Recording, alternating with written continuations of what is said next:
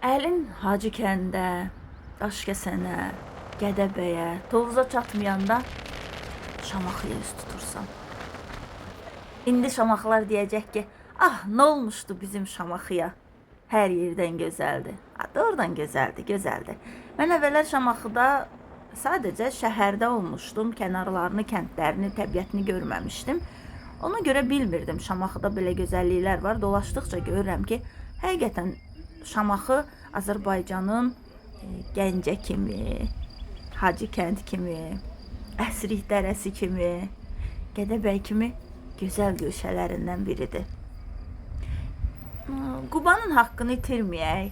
Quba bir ayrı gözəldir. Ah mənim İsmaillım, İsmaillım bir ayrı gözəldir.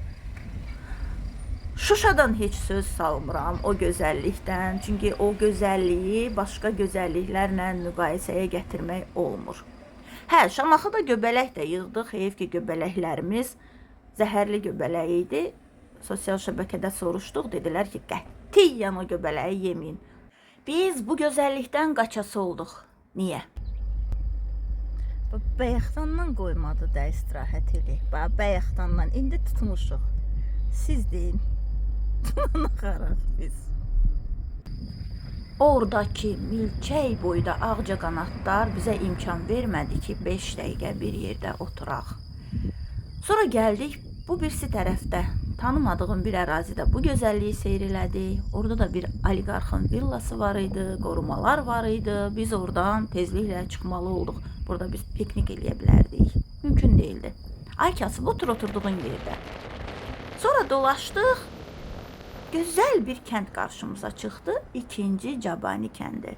Bu kənddə 1830-cu illərdə Çar Rusiyasından gəlmiş Rus ailələri məskunlaşıb. Əvvəl kəndin adı Nikolayevsk olub, sonralar partiya xadimi Dzerjinskinin şərəfinə Dzerjinovka adlandırılıb. 1999-cu ildə isə kəndin adı dəyişib 2-ci Cabani adlandırılıb.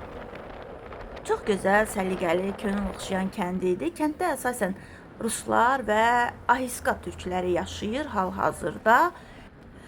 Kəndi dolaşanda gözəl bir abidəyə də rast gəldik. Böyük Vətən müharibəsində həlak olmuş qəhrəmanların şərəfinə ucaldılmış abidə. Bilirsiniz ki, Böyük Vətən müharibəsi dönəmində 1941-45-ci illərdə Azərbaycandan müharibəyə 700 minə yaxın oğul və qız yollanıb, onlardan tən yarısı geri qayıtmayıb. Bugün Böyük Vətən müharibəsini qəbul eləməyənlər də var, amma hər halda nəzərə almalıyıq ki, o zamanlarda Rusiya bizim vətənimiz idi və bu oğullar, qızlar da öz vətəni uğrunda döyüşə atıldılar. Şərəflə, baş ucalığınla, qələbə ilə geri döndülər. Mən də həmin abidəni ziyarət elədim, onların ruhuna Fatihə oxudum. Allah rəhmət eləsin, ruhları şad olsun. Никто не забудь, nişto ne zabutu. Heç kim unudulmur. Heç kəs unudulmur, heç nə yaddan çıxmır. Bəli, heç kəs unudulmur. Biz sizi unutmadıq, əziz həmyerlilərimiz. Abidəni dolaşandan sonra kəndin gözəlliyinə biraz da məftun oldum, biraz da kəndi seyr elədim və qarşıma nur üzlü, gözəl bir Ahiska türkü çıxdı. Mən həmin türkdən kənd barədə məlumat almaq istədim, əlavə məlumat. Biraz da onu dinləyək. Qabaq burada Malakanlar oldu. Dizirjinovkaydı adı. Sonra onlar gedəndən sonra bura Gürcistandan, Özbekistandan gelenler var. Ahiska türkləri. Ahiska Türkleri. Sonra onun adını değiştirdiler, 2. Cabani koydular. O bir kentte var, Cabani kendi, bu 2. Cabani. Yuxarıdadır Cabani. Yukarıda da orada mesela Cabani kendi, bu da 2. Cabani. Çox qəşəng kəndi. Çox sağ olun. Sizin adınızı soyadınız? Adım Daşbek'ti. Daşbek. Aha. Çox şad oldum. Sağ olun. Mən də İradə Aytel. Sağ olun. Sağ olun.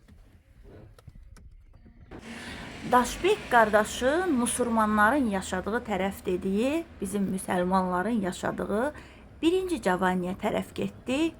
Amma çox maraqlıdır. Yerli cəmaət 1-ci Cabaniyə Müslümanların kəndi dedi. Aşağıya 2-ci Cavaniyə Rusların kəndi. Ora Rusların. Və biz Rusların kəndini keçəndən sonra Müslümanların kəndinə çatanda yer belə oldu. Amma ora asfalt idi.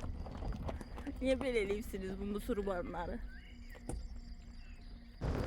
Beləcə Şamaxını dolaşdıq, Cavanidən ayrıldıq. Piknik eləməyə vaxtımız qalmadı. Yolda bir tikə çörək yeyib geri Bakıya tərəf döndük. Moskviç olasan belə sürətlə sürəsən çatmaq olmuyor.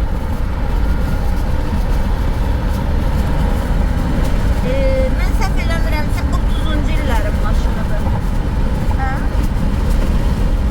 Sən ona çatanmırsan? İnanın ki, Sovetin Moskviçinə biz çata bilmədik ki, onu yaxından çəkim. Bu da mən, həmin günkü İradə Aytel.